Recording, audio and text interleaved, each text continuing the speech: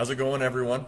It's Dr. Riley here at Origin Chiropractic. We're doing our live webinar. This one's going to be over a topic that we call chaos in kids.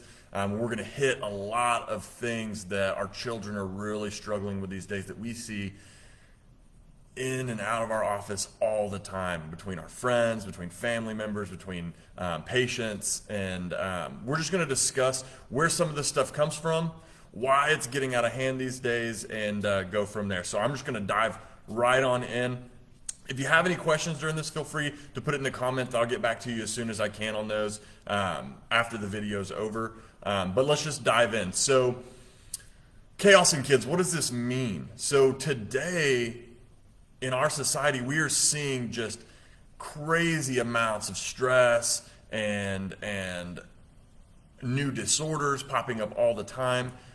But the big ones that we're always talking about are things like anxiety and depression. I'm sure if you've been watching the news whatsoever over the last few years, you've seen that has skyrocketed in our kiddos. Now, on top of that, we've got ADHD, ADD, sensory processing, spectrum disorders, and all kinds of other behavioral or high stress states that are leaving our kiddos in really tough positions. Now, I'm not trying to get doom and gloom with you. I just want to throw out a couple of statistics to just really drive the point home. And then we're going to dive into some really awesome things for our kids that we can use to build them up from there. Now, right now, and this is just in general, this isn't even with the behavioral issues, but 25% of our kids are on a medication right now, a chronic medication, one that they're going to be on for the foreseeable future. And if that's not alarming, I don't know. That is just shocking to me when I read that. Now, 7% of all kids are going to be on one of those medications specifically for, or 7.5% specifically for a behavioral issue. And by the way, out of all of our kids, 7% are on more than one medication. 25% on one, 7% on more than one. Okay, and then 7.5% of them being specifically for behavioral issues. That is just shocking to me. One more for you, or one more set, is about ADHD specifically, because it really is just plaguing our society. ADHD, 10% of our kiddos are diagnosed with ADHD. Now, out of that 10%, 62% of the diagnosed kids will be medicated and are currently on a medication. And on top of that, 60% or 6 out of 10 kiddos with ADHD will also have or be diagnosed with another behavioral issues. And we're labeling these sets of symptoms in these kiddos in a way that we feel we can treat and we can work with. But what we're finding is that a lot of these kiddos are still struggling. And parents don't like to be told to put their kids on medication and things like that. So we're here to talk about why all this is going on, why our kiddos are more stressed, have more anxiety, are being diagnosed with ADHD more frequently, and why we feel like all these kids need to be put on some sort of medication, because a lot of times we don't have other answers. But I'm here to tell you that there are other options. There is another answer. There are other things that you can try, and we're going to dive right into it. So let's start with what is causing all of this craziness, right? And I really love the term chaos in kids, because it's what it is. It's chaos inside of their bodies that is being reflected or showing up symptomatically as these outbursts or anger or the inability to focus or sit still or to understand or comprehend. They don't make good eye contact, whatever it may be.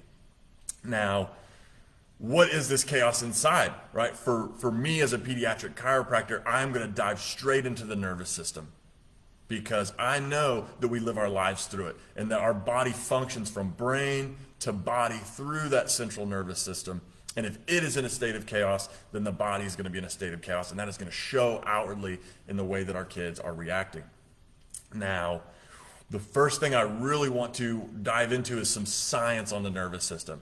And this is going to be some surface level, some a little bit more deep, and you can kind of just take what you understand and what you know, and you feel free to ask me questions. Now, our nervous system is split into two branches, and we have got what we call our automatic nervous system or autonomic nervous system, which is the side of your nervous system that you do not control, right? Or the side, and then there's also the side of your nervous system that you do control, things like muscular movement, thought, consciousness, things like that. Now, we are going to hone in on the automatic side or the autonomic side of the nervous system, right? And then this side of the nervous system is also split into two categories.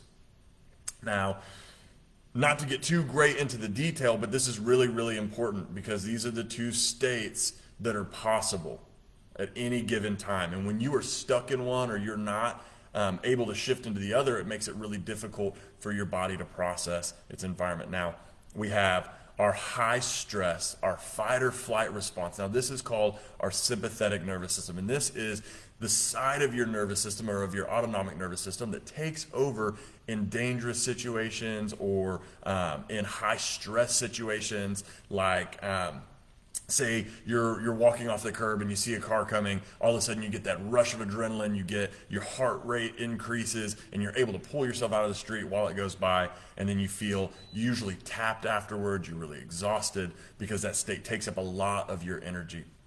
Then you have the other side of your nervous system, which is your growth, your healing, your digestion. This side of the nervous system is insanely important for our kids because why?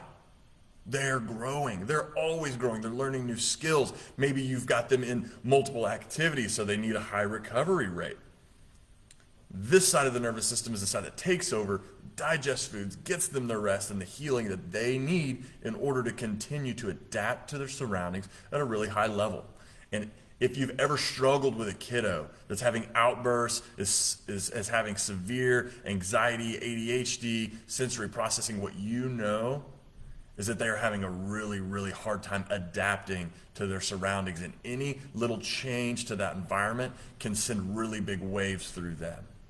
Now, what I find often in these kiddos, and what I'm finding more and more often, even in kiddos that don't have a lot of symptomatology, is that they are really shifted into that sympathetic, high stress, fight or flight side of their nervous system. What that does is that keeps them amped up, it keeps them exhausted, it makes them unable to sleep well. They're anxious all the time because imagine yourself in a dangerous situation. How do you feel? You feel anxious, you feel like something's about to happen that's dangerous, and you're amped up for it. And they're stuck in this state all the time. And what I find is it is really hard for them to shift into their growth, their resting and their digesting. It is hard for them to calm their nervous systems down so that they can focus or do whatever else it is that they need to get done in a timely manner or in a positive way. Now, where does chiropractic really come in general? And so we're going to talk about the nervous system, in particular neural stressors.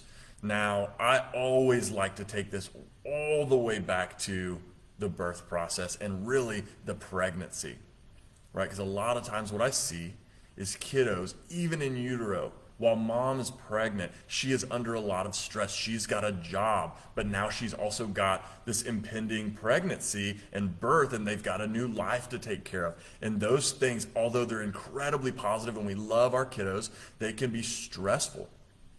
Not to mention the physical stressors that are happening to this mom as her body shifts and changes, and the neural stress and the chemical stressors of changing hormones and in general her body going through a big changing process. Now, you add in things in life like your finances, or maybe you're making a big move, or maybe your job is having a hard time handling you be out of the office, things like that. And all of a sudden you have a mom that is completely stressed out, which is why moms, we need to get you in here during your pregnancy. I love working with my pregnant moms because they do so awesome and really set themselves and their kiddos up for a great future. But this is about the kiddos today. So anyways, you've got the stress on mom. She's constantly dumping these stress hormones and living in this high stress state. And so you are teaching your child, or you're wiring your child to do that. Now, this isn't your fault. This is the society that we're in. It's a high stress society, but this is where it begins, right? This is where the seed gets planted for that child to have an overtapped nervous system. Now, you go forward, you're at the birth. Maybe you don't have the easiest birth process. Maybe you are struggled to have baby come out. There was lots of pulling, twisting, turning, which is in the vast majority of even healthy, natural, normal births. There's lots of pulling that has to happen, and we get it. We got to get the babies out in a safe, timely manner. But it puts a lot of stress on the upper cervical or the neck in their spine.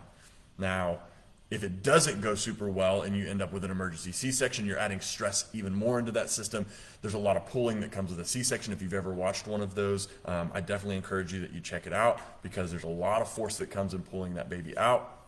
And so you have that same process on their head and neck, and you've got this big stress coming from mom. And so this baby enters the world in this high stress, fight or flight state. And what I found is a lot of these kiddos, especially the ones that are having the trouble adapting and end up being diagnosed or labeled with some of these disorders, they just can't adapt. And maybe they never gain that ability to adapt well. And they're often your ones that have the hardest time thriving. Now, this upper cervical stress, why is that so important? Because what we have found is that inside of your nervous system, the system that you live your body through, is that you can have interference. As a chiropractor, we call these subluxations, and that word is not the most important. The most important thing is that these are areas of interference inside of your nervous system, stopping your natural given ability to heal from the up, down, inside out. It makes it much more difficult, and it adds to the already propensity towards that high stress state. So we have external stressors that are coming in, right? And those come in the forms of mental stress, right? We talked about that. Physical stressors, falls, bumps for babies, it's the birth process. And then chemical stressors, hormonal changes. I mean, we have lots of pollution in the world around us, the foods we're eating, medications that we're taking, all of the above, right? We just talked about 25% of our kiddos are on a medication. That is going to be a chemical stressor for sure. Now, what happens is during this process, that upper cervical strain causes fixations. Those are those subluxations to be set in, and they cause this increased neural stress, and it stops that body from healing the way that it was designed to. Now, you throw on that this just craziness inside of our world in general. Kids have more access to information, so these are those external stressors. They're in more sports, they're in more activities, they have more expectations at school, they're on more technology. They've got so much more external stress coming in. Add that to this internal stress, and you end up with this stressed out, tapped out, high sympathetic dominant or fight or flight dominant nervous system that is just completely chaotic in their lives, and it makes it very difficult for them to adapt to the same situations that maybe a kiddo without as much stress can do. And that's why we're seeing these numbers rise, because we're seeing more and more kiddos that are just quite frankly showing the symptomatology. And like I said, a lot of times, a lot of the kiddos that I see aren't showing the symptoms yet, but they're showing the signs neurologically. So there's three really big things that are super important to know about all of this. Is yes, we know what's going on. As a pediatric chiropractor, we know exactly what is going on inside of this chaotic system. Two, we know exactly what we need to do in order to calm that system down and move them and help move them from this fight or flight, high stress state into a calmer, parasympathetic ability to grow and heal and adapt state. And three, we can measure it. Guys, we have got equipment in the office. I use neural imaging by CLA. It's called our Insight scanners. It's a series of scans. We do a thermal first. It tells us the temperature along the spine, how well your brain is regulating temperature along your spine.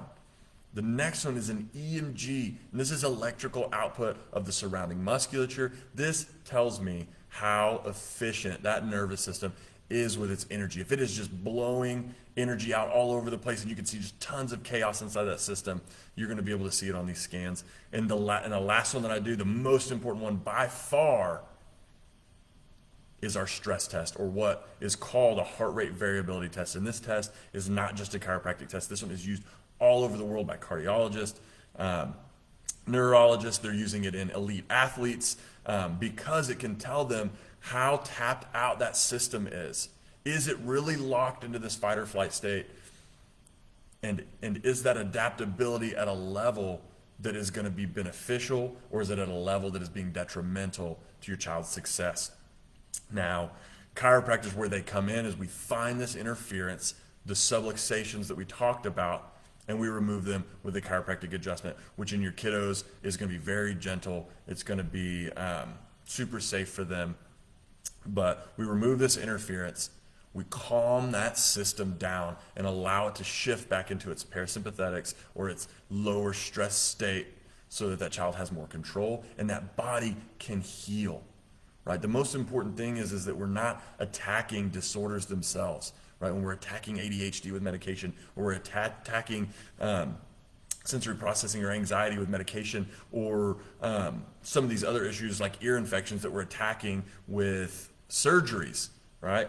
That there is a way to actually facilitate healing within that body naturally so that that child can succeed. We know that our bodies were designed to heal and to grow. And we just want those children to be able to do that to the fullest.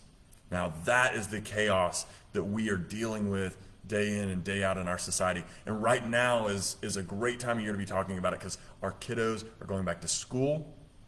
They're going to be changing their routines. They just had this awesome summer, and now they're going back into structure, and some are just going to really struggle. And the ones that aren't struggling, that aren't showing symptoms of their struggling, may still be struggling neurologically and have a lot of room and a lot of benefit that they can gain from proper chiropractic care. Now, I would love to see you guys in the office. If you have any questions for me, or you want more information, or you want to get on a call with me personally, I'd be happy to do that. You guys can reach us at the office. I'll drop a phone number or an email, or both actually, so that you guys can see that and reach out to us with any of your questions, concerns, or to get you and your family scheduled for a consultation. Y'all have an awesome day, and I can't wait to see you soon.